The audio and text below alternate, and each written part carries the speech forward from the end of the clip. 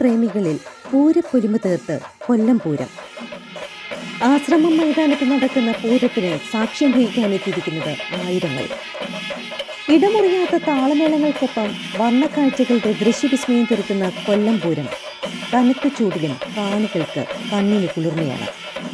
പുതിയകാവ് ഭഗവതിയുടെയും താമരക്കുള മഹാഗണപതിയുടെയും തിടമ്പുകളേറ്റി 22 ഗജവീരന്മാരാണ് മുഖാമുഖം അണിനിരന്നിരിക്കുന്നത്. ചെറുപൂരങ്ങൾക്ക് അകമ്പടിയായി എത്തിയ ആനകൾ വേറെയുമുണ്ട്. രാവിലെ മുതൽ പൂരമെഴുന്നള്ളത്ത് ആരംഭിച്ചിരിക്കുകയാണ്. വിവിധ ക്ഷേത്രങ്ങളിൽ നിന്ന് ചെറുപൂരങ്ങൾ വാദ്യമേളങ്ങളുടെയും ഗജവീരന്മാരുടെയും അകമ്പടിയോടുകൂടിയാണ് ക്ഷേത്ര സന്നിധിയിലെത്തിയിരിക്കുന്നത്. ആന നീരാട്ടാണ് പൂരത്തിന് മുന്നോടിയായുള്ള ആകർഷകമായ കാഴ്ച. ചെറുപൂരങ്ങളിൽ അകമ്പടിയായി എത്തിയ ഗജവീരന്മാർക്കെല്ലാം നീരാടുവാനുമുള്ള സൗകര്യം ക്ഷേത്രത്തിന് സമീപത്ത് തന്നെ സജ്ജീകരിച്ചിരിക്കുന്നു. തുടർന്ന് ആനയൂട്ട് നടക്കും. വൈകുന്നേരം താമരക്കുള മഹാഗണപതിയുടെ എഴുന്നള്ളത്തും പുതിയകാവ് ഭഗവതിയുടെ എഴുന്നള്ളത്തും ക്ഷേത്ര സന്നിധികളിൽ നിന്ന് പുറപ്പെടും. 2 എഴുന്നള്ളത്തുകളിലും 11 വീതം ഗജവീരന്മാരാണ് അണിനിരക്കുന്നത്. ഗജവീരനായ തൃക്കടവ് ശിവരാജുവാണ് പൂരത്തിന് ഭഗവാന്റെ തിടമ്പേറ്റുന്നത്. പുത്തൻകുളം അനന്തപത്മനാഭൻ പുതിയകാവ് ഭഗവതിയുടെ തിടമ്പേറ്റുന്നതാണ്. ചിറക്കര ശ്രീരാമാണ് താമരക്കുളം ഗണപതിയുടെ തിടമ്പേറ്റുന്നത്. രാത്രി 6 മണിയോടെ എഴുന്നള്ളത്തുകൾ ആശ്രാമത്തെ പൂരമൈതാനിയിൽ അണിനിരക്കും.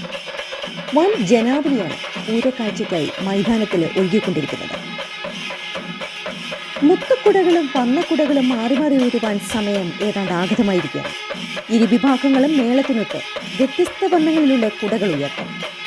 വ്യത്യസ്ത നിറങ്ങളിലുള്ള കുടകൾക്കിടയിലൂടെയുള്ള രൂപങ്ങൾ പൂരപ്രേമികൾക്ക് കാഴ്ചയുടെ ഒരു നവ്യാനുഭവം തന്നെയായിരിക്കും. കൊടിമരങ്ങൾ, എടുപ്പുകുതിര, കാള, ജഗന്നാഥപുരി കുടകൾ, പൂക്കുടകൾ, അലങ്കാരക്കുടകൾ, ഉണ്ണിക്കണ്ണന്മാർ, ശിവപാർവതി, ശിവലിംഗം, മഹാവിഷ്ണു, ഊഞ്ഞാലാട്ടം, മയില്, കാളിമർദ്ദനം, തിരുപ്പതി കിരീടം, ഭരതനാട്യം, കൽവിളക്ക്, ആറന്മുളക്കണ്ണാടി, ചന്ദ്രയാൻ തുടങ്ങിയ ഇരുഭാഗത്തു നിന്നും ഓരോന്നായി ഉയരുന്ന കുടകൾ പൂരപ്രേമികളിൽ പൂരപ്പൊലിമയുടെ വിസ്മയം മാറ്റിവെക്കുന്നു.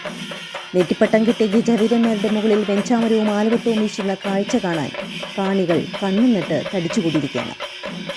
വടക്കൻ ജില്ലകളിൽ വിപുലമായി ആഘോഷിക്കുന്ന തൃശ്ശൂർ പൂരം പോലെയുള്ള പൂരങ്ങൾ തെക്കൻ ജില്ലക്കാർക്ക് കൂടി ആസ്വദിക്കാനായി 1992 ആരംഭിച്ചതാണ് കൊല്ലം പൂരം.